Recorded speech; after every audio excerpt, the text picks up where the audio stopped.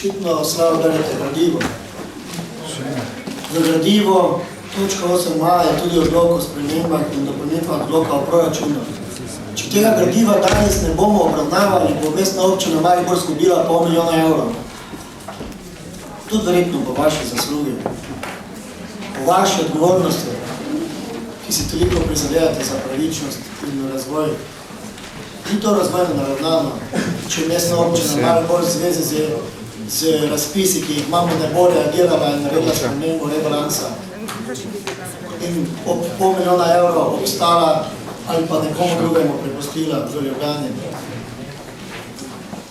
Sam ne bom predlagal umika v točke, so zelo pomembne in zelo širite in predlagal.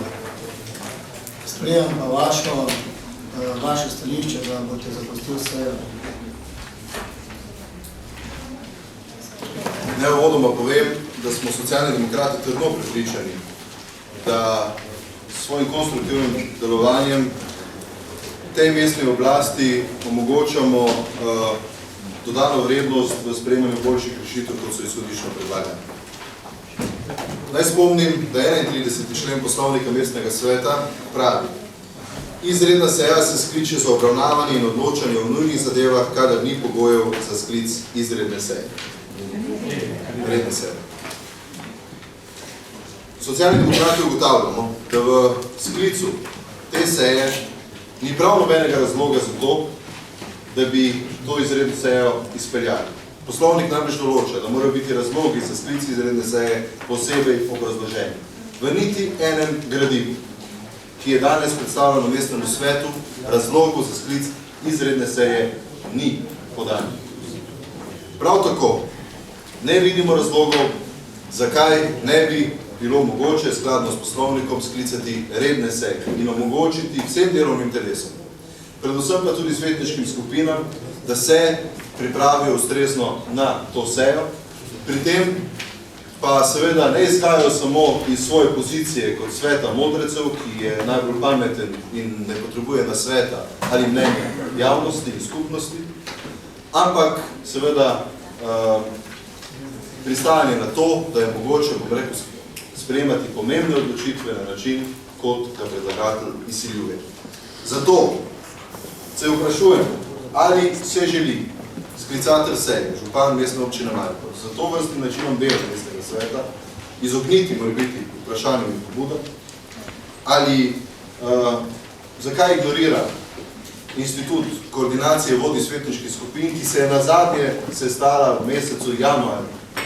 Zato nam ne preostane drugega, ker si politiko predstavljamo drugače, ker ne želimo predstavljati na ad hoc politiko, ki iz danes na jutri sprejema, bom rekel, odločitve, ki po našem prepričanju niso dovolj premišljene, in nakljub temu, da se z nekaterimi rešitvami, ki smo jih danes dobili na dnevni red, celo strinjamo in jih lahko goreče podpiramo, ne moremo pristati na takšen način dela in zato socialni demokrati ne povedujemo obstrukcijo današnje seje.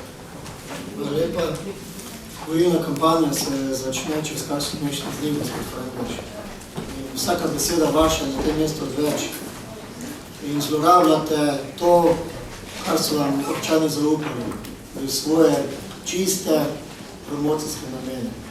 Na tem dnevnem redu je tudi točka. In povejte tem ljudem, gospod Frangeč, do 27. mora mestna občina Maribor sprejeti odločitev glede prostorskih načrtov. Če bi imeli redno sejo mestnega sveta, bi ta rok prekoračili. Potem bi pa vi ponovno izkoristili in na župana kazal, poglej župan, nisi sklical izredne seje, da se lahko mestna občina Maribor opredeli do tega problema. In vam gre samo za čisto nagajanje, politično.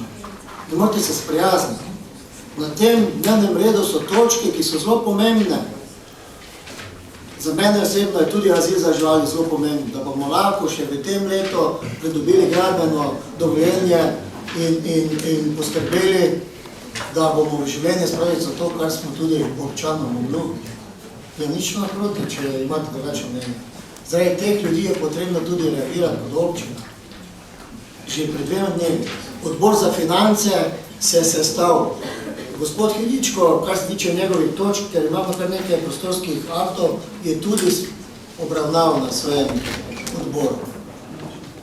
In če vi mislite, da ni razlogov, da nam nekdo $500 000 ponuja v Ljubljani, pa da jaz naj ta rok zamudim, pa da naj čakam na redne termine, potem je to vaša neodgovornost. Moja odgovornost pa je, da skličem izredno sejo in da naredim vse, kar je v moji moči, da sprejmemo takšne odločitve v mestnem svetu, da bomo blagostanje v mestni občini Maribor povečali, ne pa zmanjšali. Odpovedujem se ni, da ne bodo rekel, da sem vse sedino.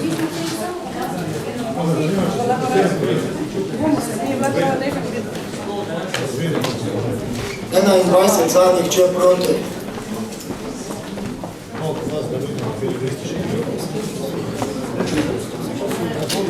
Predlagam, da ponovno preverimo sklepčnost.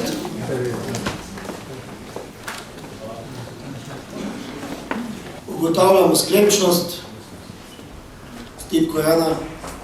Prosim vse svetnike, da prijavijo sklepčnost.